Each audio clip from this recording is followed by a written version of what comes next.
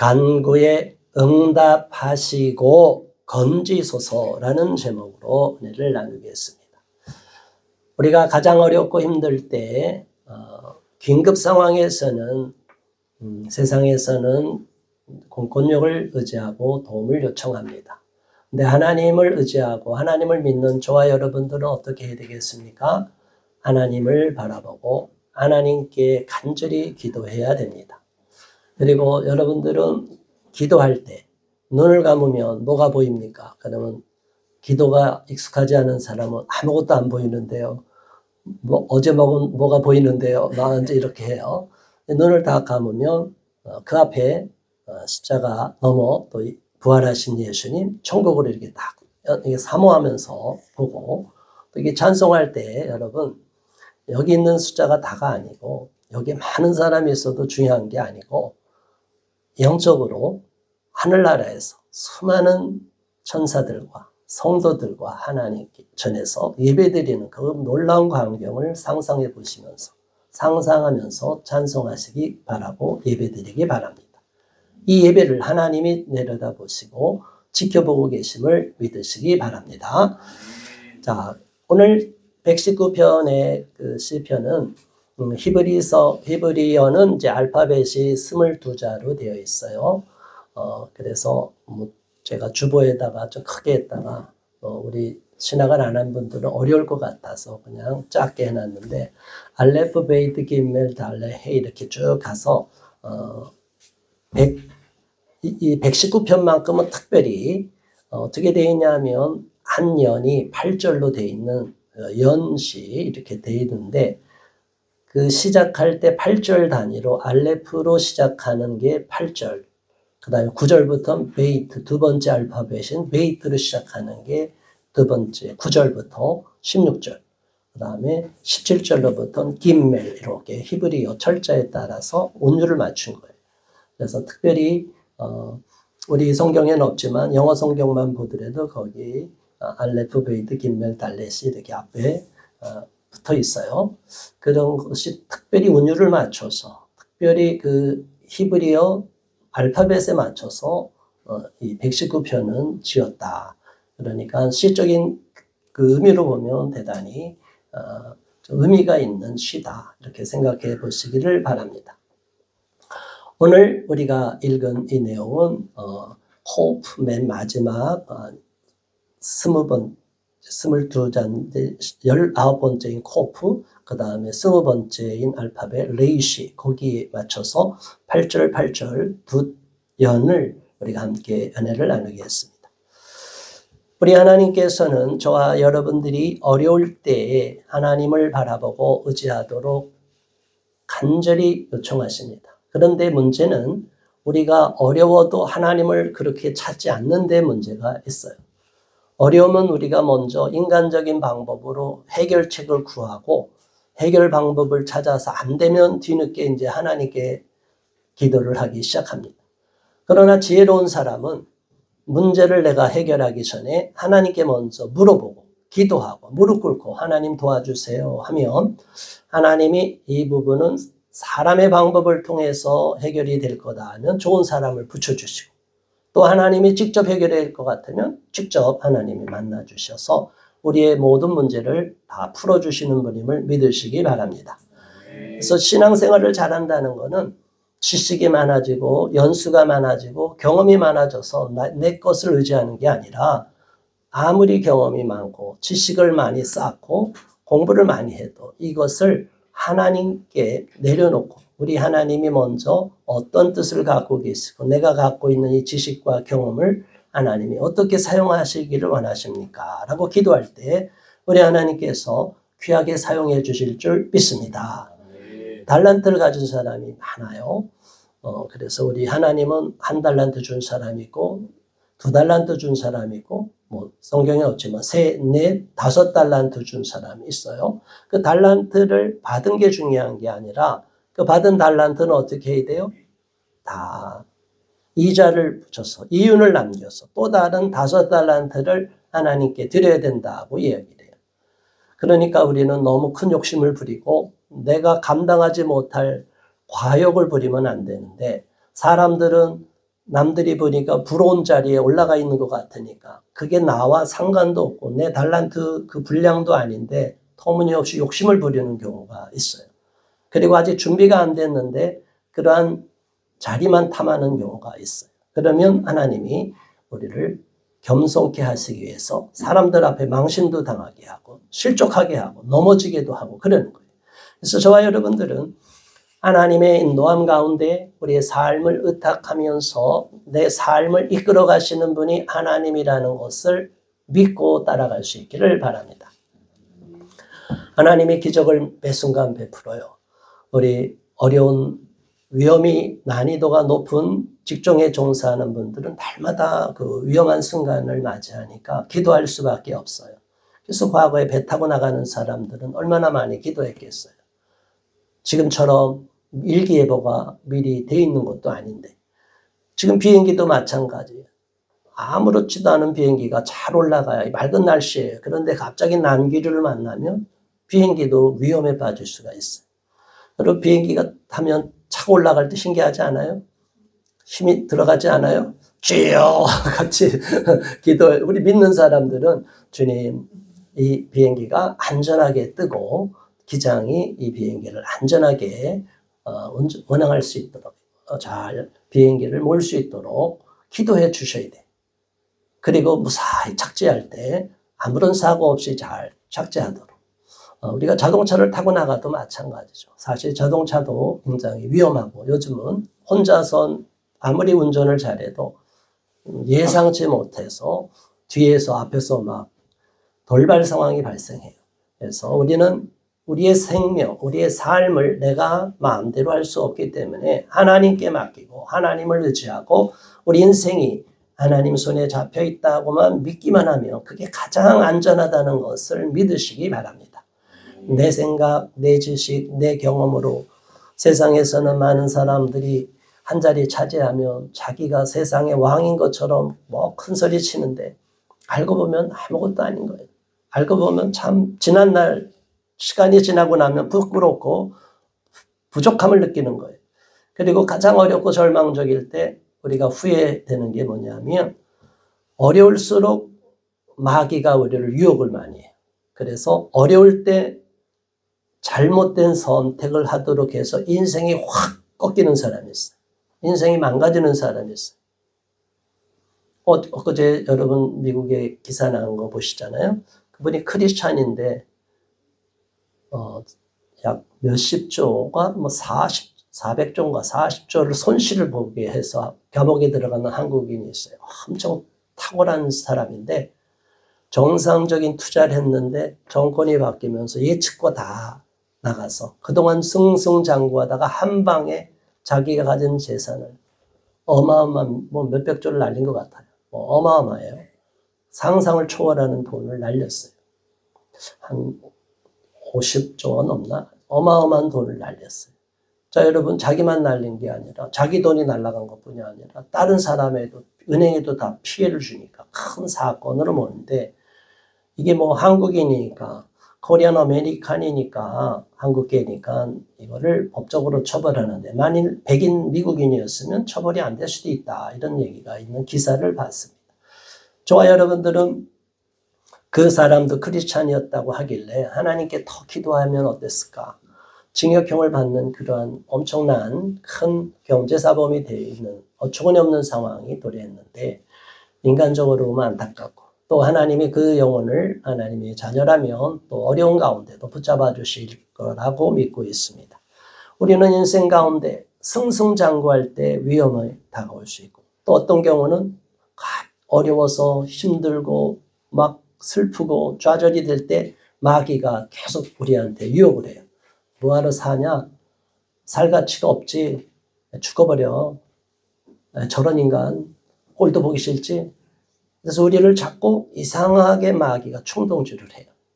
그래서 영적으로 악한 영에 사로잡히면 내가 원하지 않는 내 안에 다른 소리가 자꾸 나를 유혹해서 우리를 위험한 선택의 길로 가게 만들어요. 위험한 자리로 가고 갑자기 차도로 뛰어들게 만들고 물에 들어가고 불에 들어가고 그 성경에 나오잖아요. 귀신 들린 자가 자기 원하는 것은 아닌데 갑자기 불 속에도 들어가고 물에도 뛰어들어가 죽으려고 하고 이런 마귀의 악랄한 유혹이 있기 때문에 우리는 이 악한 영들에게 붙잡혔다면 자유함을 누리기 위해서 치료를 받아야 되고 또 혼자서 기도로 어렵다면 하나님께 기도하는 사람들을 통해서 도움을 받을 수 있기를 바랍니다. 그것은 성경의 원리예요. 내가 먼저 건짐을 받고 또 어떻게 해야 돼요? 고침받은 저와 여러분이 다른 사람을 또 도우라고 하는 거예요. 영적으로 눌렸을 때는 우리 힘이 아무것도 아니에요. 여러분 귀신이 얼마나 능력이 있는지 모르잖아요. 귀신도 급수가 달라요. 귀신이 이런 귀신과 연관되는 것들 보면 그냥 사람을 잡아서 그냥 집어 던질 정도로 어마어마한 힘이 있어요. 이 악한 영들을 이길 수 있는 유일한 방법은 뭐냐? 예수님의 이름, 예수님이 십자가에서 흘리신 보혈의 능력 외에는 귀신을 제압할 수가 없어요. 어둠의 영들, 저들은 더 강한 귀신을 받기 위해서 무당들이 산속에서 밤새도록 기도를 해요. 여러분 우리는 귀신을 쫓아내라고 기도하는데 잠깐 기도하는데 그 무당들은 어떻게 한다고요? 밤새도록 독하게 엄동설안에도 제가 산기도 잠깐 하면서 대단한 게 뭐냐면 우리가 이미 출발하기도 전에 벌써 들어가 있고 밤을 새서 내려와도 여전히 아직도 안 내려오고 귀신을 받으려고 능력을 받으려고 자 그러니까 우리는 이 귀신들이 얼마나 무당들이 얼마나 귀신들을 사모하는지 그런데 그 무당을 연구한 사람의 책에 의하면 자기가 그러고 싶어서가 아니라 이 귀신이 잠을 안 재운대. 그래서 산으로 들어가고 계속 자기를 섬기라고.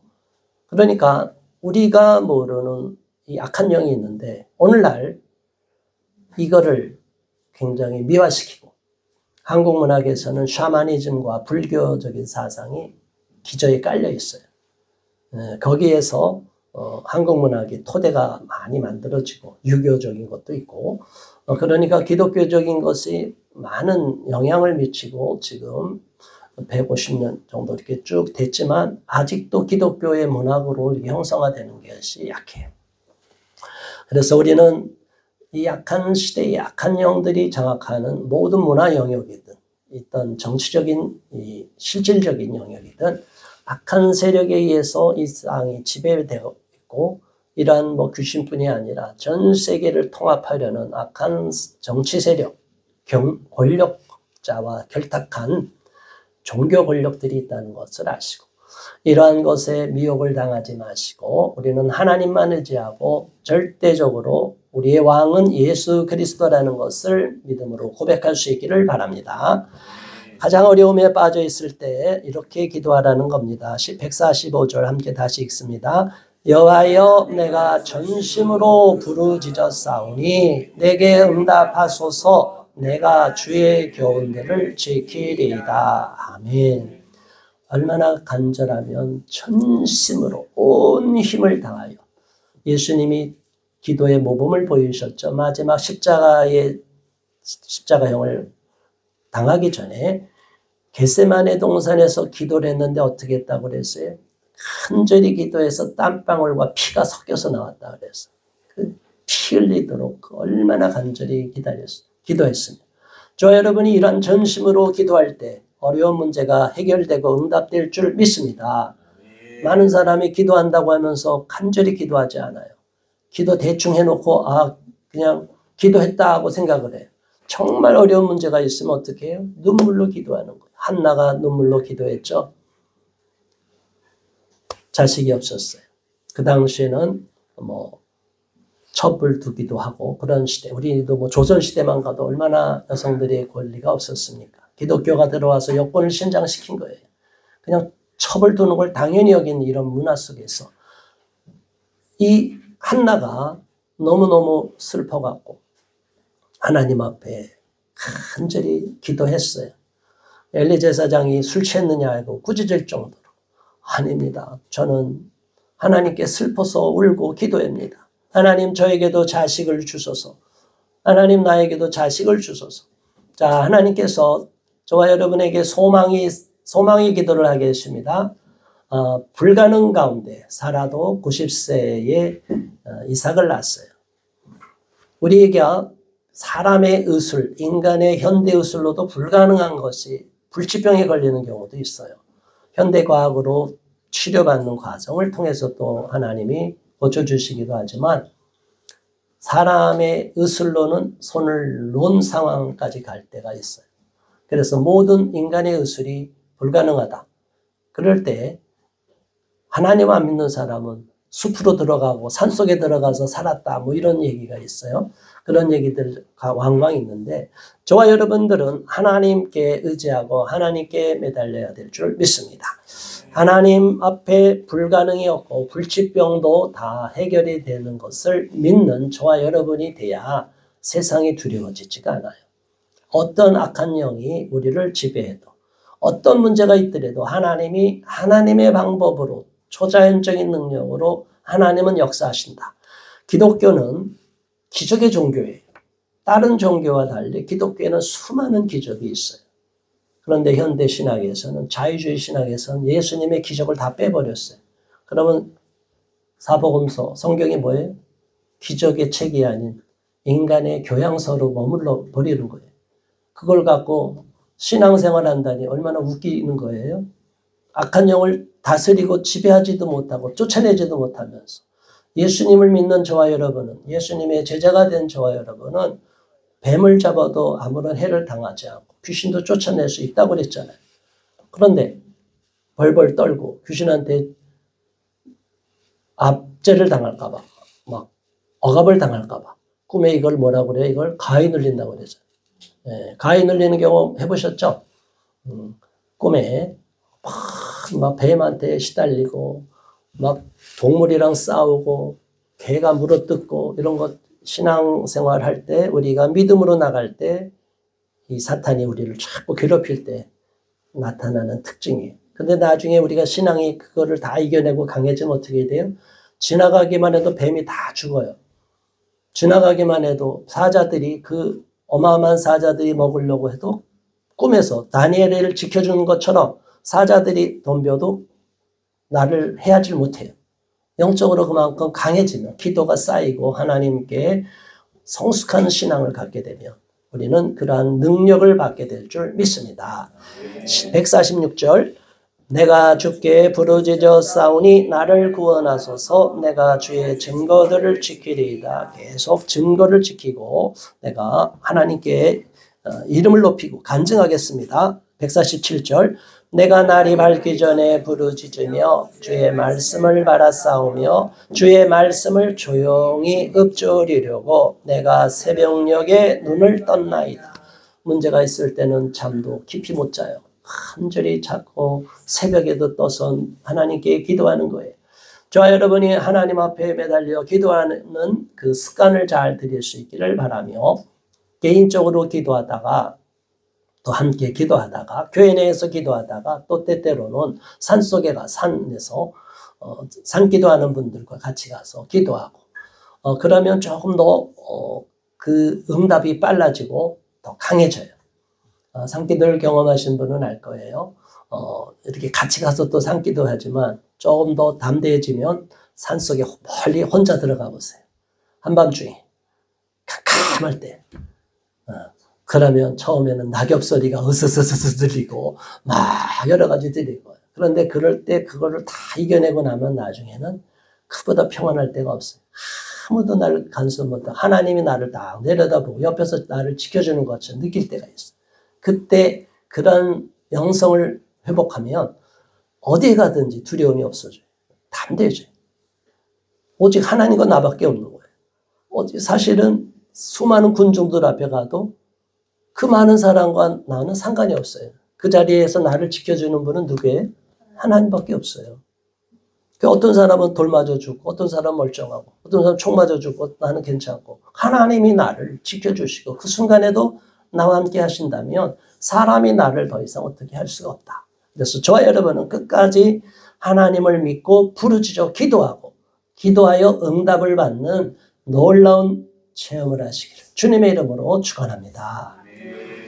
체험한 신앙을 갖게 되면 세상이 누가 뭐라고 그래도 어떤 사람이 뭐라고 그래도 내가 하나님을 경험하고 체험하기만 하면 두렵지가 않고 어떤 사람이 뭐라고 해도 상황이 안 바뀌어도 결코 흔들리지가 않아요.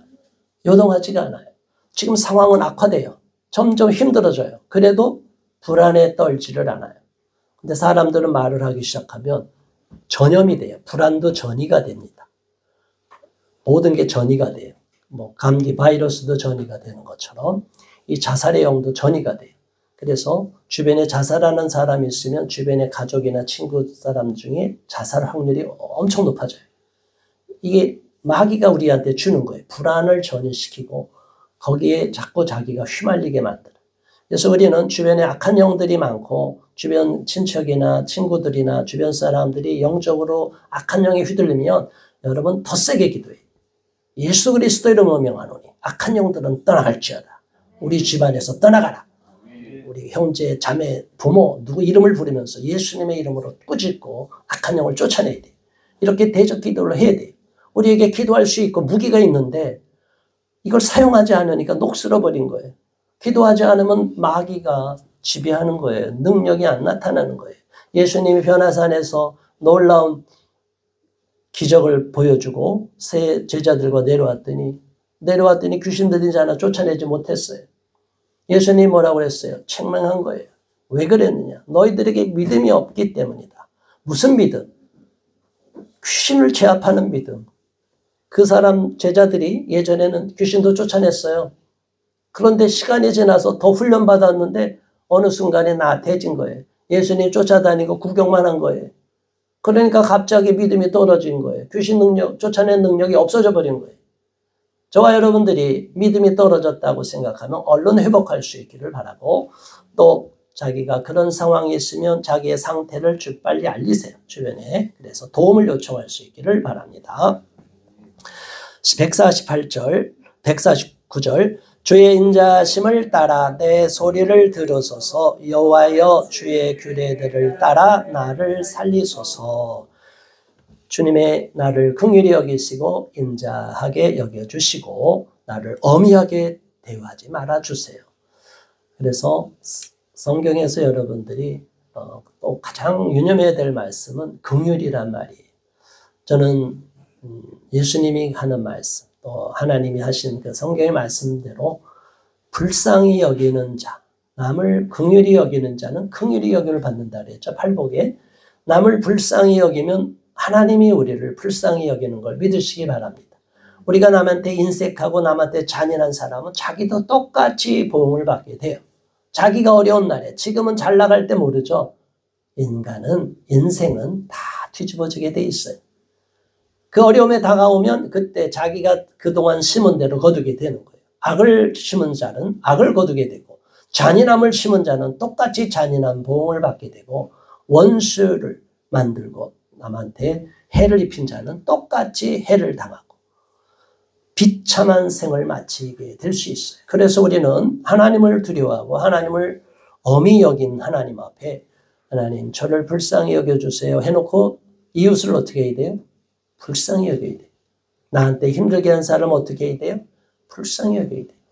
그 사람은 모르고 그런 일을 하는 거니까. 모르고 죄 짓는 사람이 있고 모르고 악을 행하는 사람 얼마나 많아요?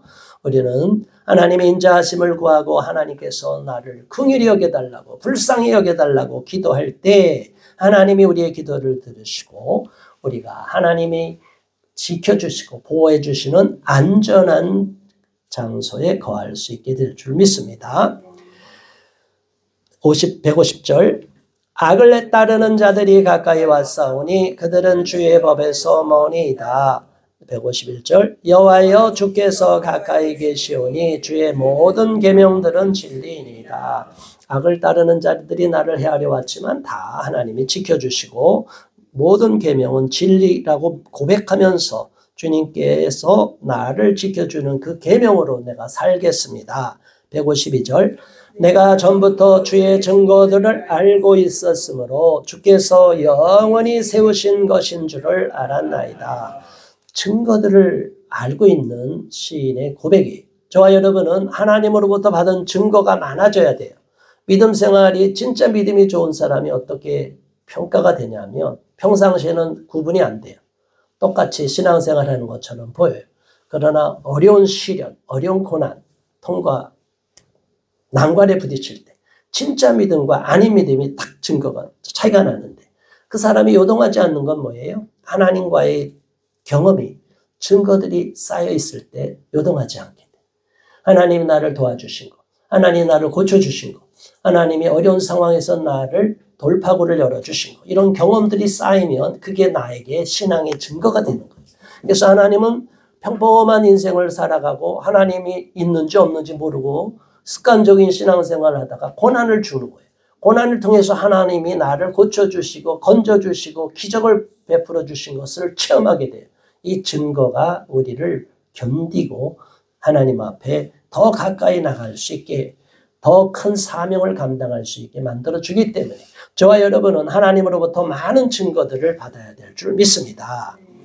이어서 20번째의 그 절의 119편에 보면 이제 레이시로 시작하는 쪽에 고난에 대해서 다 나와요. 우리 153절 한번 읽습니다. 나의 고난을 보시고 나의 건지소서.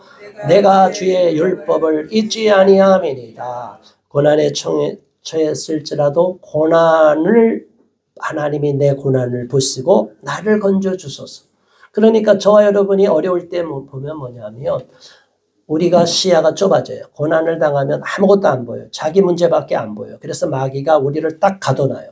아무것도 못 보게 만들어요. 사람도 못 보게 만들어요. 도움의 손길도 못 보게 만들어요. 하나님도 소용없게 느껴지게 만들어요. 그래서 마귀가 우리를 자꾸 이렇게 어둠의 길로, 파멸의 길로 끌어가요. 자, 여러분, 어떤 고난이 있어도 하나님이 나의 고난을 지켜보고 계심을 믿으시기 바랍니다. 하나님이 내 고난을 보고 계시는데 그러면 하나님이 나에게 피할 길도 주지 않으실까? 믿습니까? 안 믿습니까? 그래서 이 시인은 154절에 변호자로 하나님을 찾고 있어요. 한번 읽습니다. 주께서 나를 변호하시고 나를 구하사 주의 말씀대로 나를 살리소서. 아멘. 우리는 어려울 때 또 법률 구조를 받기 위해서 변호사님을 선임해요. 그런데 변호사님 내 마음대로 막 쓸 수 있어요? 쉽지가 않아요.